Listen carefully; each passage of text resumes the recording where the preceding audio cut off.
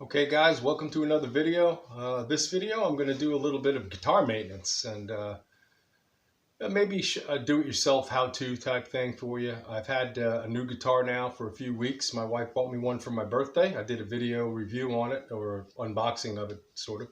And I've been playing it a couple of weeks. It plays really nice. I like it a lot, but I'm going to try to do an action adjustment on it real quick. And I'm going to guide you through it. So I've got the guitar set up here on a table. I'm going to, let me turn some lights on and then we're going to get started. Okay, as you can see, put a little more light on here too.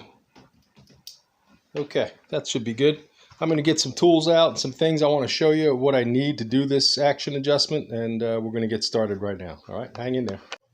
Okay, so you can see that I've got my guitar laid out on a little table here, just to show you. Little table here. I'm going to work on it here, and what I'm going to do is I'm going to adjust the action or the string height, and this is a relatively easy mechanical adjustment you can do. The only thing I had to do was, because I didn't have a gauge, you know, that can accurately measure the strings. I've had one, but I can't find it, so I actually went and printed one off of the internet, printed it to scale. You know, made sure my printing parameters were not altered so that it didn't resize the picture. And this gives you a 1/64th, kind of a sliding scale where I can measure the height of the string. So what you do is, at the 12th fret, the way they come from the factory, they're set at, I believe, 5/64ths on the low E string and 4/64ths on the high E string. And what I want to do is lower the action just a little bit on that, not too low, you know, make sure that it's not buzzing any frets when I play it. But what we're going to do is we're going to put this gauge here, and I'm just going to check and see what the height is right now. As you can see, I'll try to get in here for you to see it, if you can. So you go to the 12th fret, and you basically put the ruler parallel on there. And as you can see, if you look at that little black mark right here, I can't hold it with two hands. I can't hold it with one hand. But right where my thumb is the 5/64th mark on the ruler. And I'll put that right across the two ends of the fret, of the 12th fret. And you can see, yeah, we're right about on. That for the height of about 5/64ths. Try and get a little bit lower.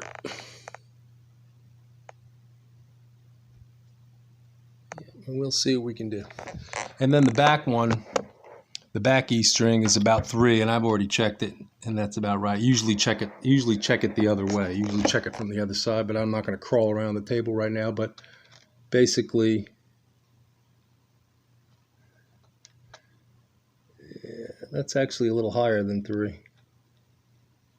Yeah, that's pretty high. Yeah, we're going to lower this. We're going to lower these a little bit. See if we can get them down.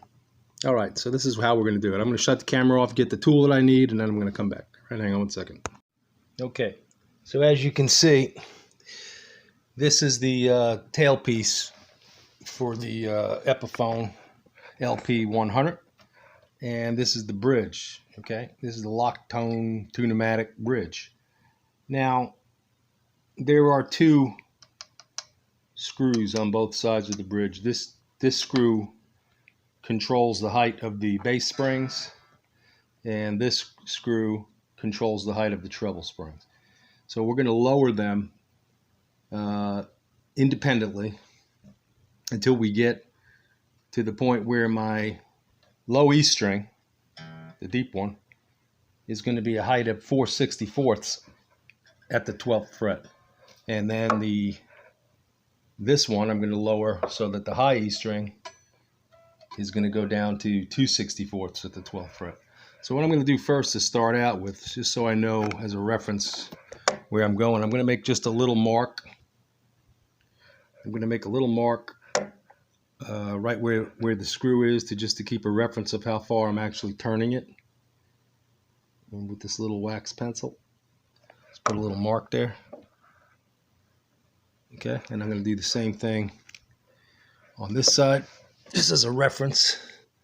I can wipe these off when I'm done, but I'm going to put a little mark there, just as a reference of how far I've turned it.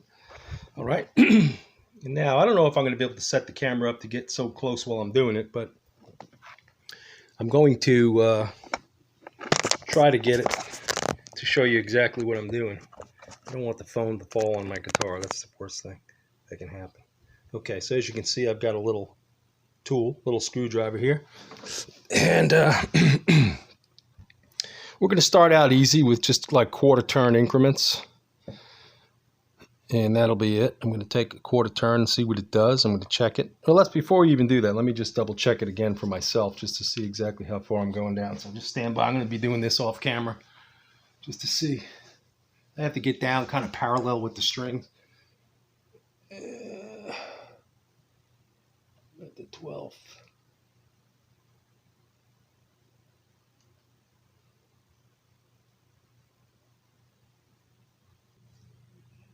Okay, so I just double checked to make sure of where I'm starting at, my starting position on the ruler.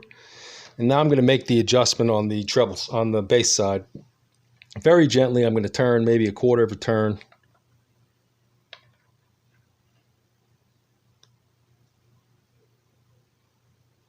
And we're going to see what that does. Maybe just a little more. That's not quite a quarter of a turn.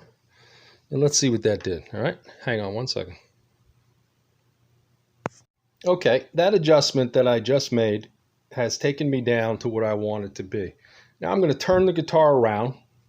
I'm going to make a complete turn around with the guitar, putting the headstock up this end and the body down there. So give me a second and I'll get right back.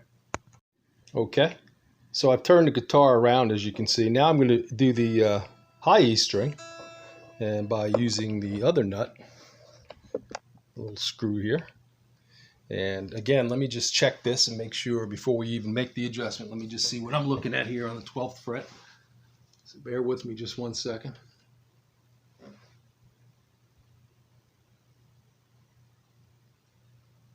Okay. Okay. All right. So let's see now. We'll make that adjustment and we'll see what we got.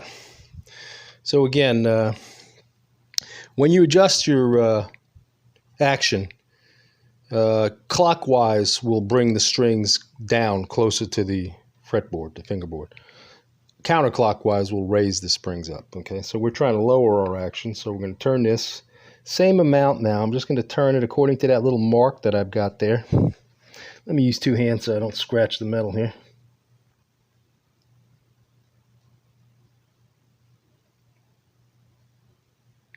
Okay, let's check that real quick, see what we got.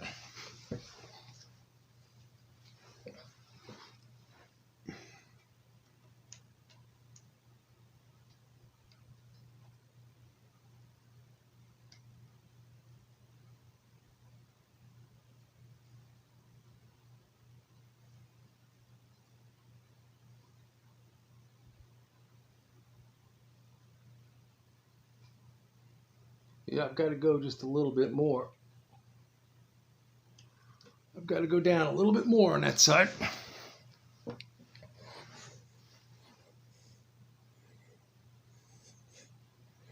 Let me just move this out of the way so I don't knock this over. Can you still see that? Okay, good. And we'll try to just do a little more on this side. This was a little higher than it was supposed to be from the factory. Okay. All right, let's check that real quick.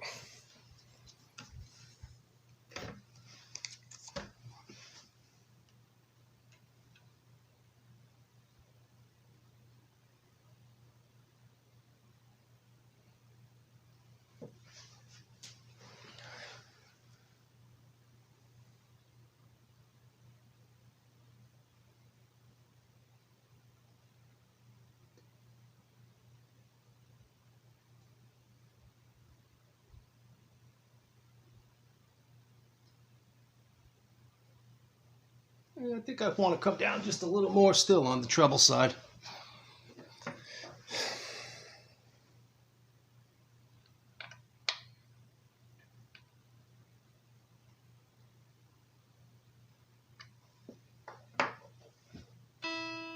Okay, let's see what that does now.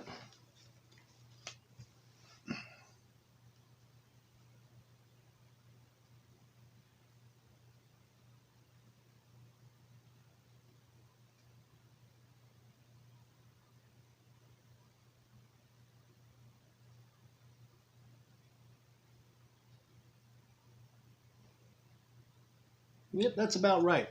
We're right down to where we basically want to be. So what I'm going to do now is, off camera, I'm going to retune, check to make sure I don't have any fret buzz going on anywhere. If I do, then I'll have to undo some of the adjustments that I just did. I don't need to make any truss rod adjustments on there with the relief on the neck. Kind of show you what that's all about. If you look down,